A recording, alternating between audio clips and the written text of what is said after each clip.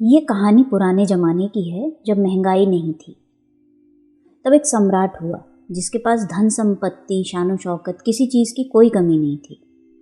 एक नौकर था उसका, वो उसकी मालिश करता और हजामत बनाता था। सम्राट को उसे देखकर बड़ी हैरानी होती थी कि वो हमेशा इतना खुश कैसे रहता है। उसको बस 1 रुपया रोज का मिलता था और उस 1 रुपये में वो खूब खाता पीता और अपने दोस्तों को भी खिलाता पिलाता। रात जब सोता तो उसके पास 1 पैसा नहीं होता, मगर फिर भी वो बिना किसी चिंता के सोता। सुबह 1 रुपये फिर उसे मिल जाता मालिश करके। बड़ा खुश था वो, और सम्राट को उसे खुश देखकर बड़ी ईर्ष्या होती थी, क्योंकि सब कुछ होते हुए भी सम्राट खुश नहीं था, बल्कि वो तो हमेशा उदासी और चिंताओं में घिरा रहता था। उसने पूछा नौकर से कि तू इतना खुश कैसे रह लेता है, बता। उसने कहा, मैं इतना बुद्धिमान नहीं हूँ कि आपको इसकी वजह बता सकूँ, लेकिन जैसे आप मुझे प्रसन्न देखकर चकित होते हैं, मैं आपको देखकर चकित होता हूँ कि आपके दुखी होने का कारण क्या है।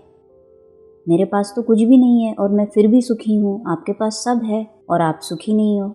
मेरा प्रसन्न होना स्वाभाविक है, और भला है ही क्या मेरे पास होने के लिए। सम्राट नौकर के उत्तर से संतुष्ट नहीं था बिल्कुल भी। एक दिन वो अपने वजीर से बोला कि इस नौकर की प्रसन्नता का क्या राज है, इसका पता लगाओ, क्योंकि मेरे मन में बहुत उथल पुथल है कि इसके पास ऐसा क्या है जो ये इतना खुश दिखता है, और मेरे पास ऐसा क्या नहीं है जो मैं हमेशा चिंताओं में घिरा रहता हूँ, न ठीक से सो पाता हूँ, और ये चिंताएं घटने की जगह बढ़ती जाती हैं रोज। फिर सम्राट होने का फ़ायदा ही क्या है, मुझसे बेहतर तो ये नौकर ही है। वजीर ने कहा, आप परेशान मत हो, मैं उस नौकर की पूरी खबर लेता हूँ। वजीर बहुत सयाना था। सम्राट को उसने तसल्ली दी कि आप 2-3 दिन ठहरिए और फिर देखिए।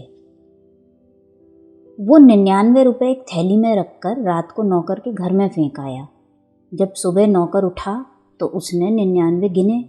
बस वो परेशान हो गया कि इसमें 1 रुपये कम है, और अगर वो आज उपवास रख ले तो आज ही ये पूरे हो जाएंगे 100 रुपये। बस बेचैनी शुरू हो गई। उसने कभी इकट्ठा करने की सोची भी नहीं थी, क्योंकि कभी इतना धन हुआ ही नहीं उसके पास। 1 रुपया मिलता था, वो बहुत था उसकी ज़रूरतों के लिए। कल की उसने कभी चिंता ही नहीं की थी, कल के बारे में कभी सोचा ही नहीं था उसने। वो तो बस आज को ही जिया था। पर पहली बार कल का ख्याल मन में आया। 99 पास में थे, 100 करने में देरी क्या थी, सिर्फ एक दिन तकलीफ उठानी थी और 100 पूरे हो जाएंगे।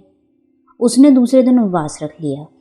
लेकिन जब दूसरे दिन वो सम्राट के पास काम के लिए पहुंचा तो वो बात नहीं थी। चेहरे पर उदासी लग रही थी, चिंता में पड़ा दिख रहा था, किसी हिसाब किताब में उलझा हुआ था। सम्राट ने पूछा, आज बड़े चिंतित दिख रहे हो, क्या बात है? उसने कहा, कोई परेशानी नहीं है हुजूर, सब कुछ ठीक है। मगर आज बातों में वो खनक न थी जो सदा होती थी। सब ठीक नहीं लग रहा था आज। जब पहले कहता था तो सब ठीक ही था, आज सिर्फ कहने के लिए कह रहा था। सम्राट ने कहा, तुम झूठ बोल रहे हो, तुम तो उदास लग रहे हो। आज तुम्हारे चेहरे से वो चमक गायब है जो रोज होती थी। ऐसा लगता है कि तुम रात को ठीक से सोए भी नहीं हो। उसने कहा, अब आप पूछ रहे हैं तो मैं आपसे झूठ नहीं बोलूँगा, मैं वाकई थोड़ा परेशान हूँ, मगर आप फिक्र ना करो, बस एक ही दिन की बात है और सब ठीक हो जाएगा। लेकिन चिंता तो उसकी रोज़ बढ़ती गई। जब 100 पूरे हो गए तो सोचने लगा कि थोड़ी कोशिश और करके देख ली जाए तो 200 भी हो जाएंगे। और बस 10-15 दिन की बात थी, वो बिल्कुल एकदम ढीला ढाला हो गया और सारी खुशी उसकी चली गई। अब सिर्फ चिंता दिखाई देती थी उसके चेहरे पर।